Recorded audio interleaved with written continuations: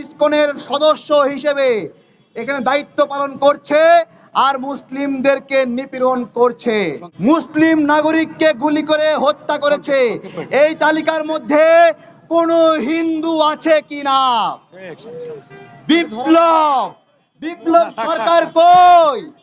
আমার প্রশ্ন, বিপ্লব সরকার যাদের নিপীড়ন করেছে তাদের মধ্যে কোনো হিন্দু ছিল কিনা? এগুলো এই জন্য বলছি, এরা ইসকনের সদস্য হিসেবে এখানে দায়িত্ব পালন করছে আর মুসলিমদেরকে নিপীড়ন করছে। অমিত শাহ আবরার ফাহাদের হত্যাকারীদের মধ্যে যে এই হত্যার আয়োজন করেছিল তার নাম, কিন্তু দুঃখজনক তার নামটি মামলা থেকে বাদ দেওয়া হয়েছে। এইগুলো হলো প্রমাণ ইসকন আমাদের আইন, আদালত, সরকারি চাকরিতে কিভাবে প্রভাব ফেলে। আমাদের স্পষ্ট কথা, ইসকন নামের এই সন্ত্রাসীদের আমরা বাংলাদেশে থাকতে দেব না। ইসকন তুই জঙ্গি, শেখ হাসিনার সঙ্গী, স্বৈরাচারের সঙ্গী।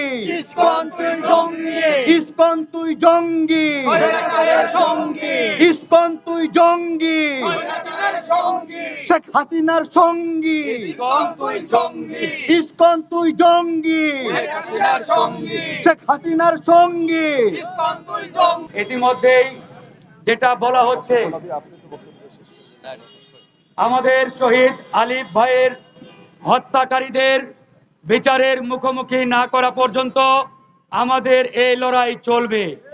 একই সাথে উগ্রবাদী সন্ত্রাসী সংগঠন ছাত্রলীগকে যেভাবে নিষিদ্ধ করা হয়েছে, ঠিক একই কায়দায় একইভাবে সন্ত্রাসী উগ্রবাদী ইসকনকে নিষিদ্ধ না করা পর্যন্ত আমাদের লড়াই বন্ধ হবে না।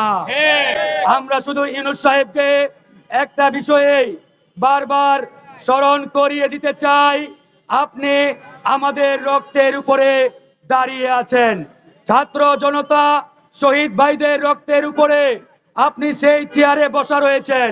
সেই চেয়ারে বসা থেকে আপনি আপনার চারপাশে ভারতীয় রয়ের এজেন্ট এবং মোদির দালালদের রাখতে পারেন না।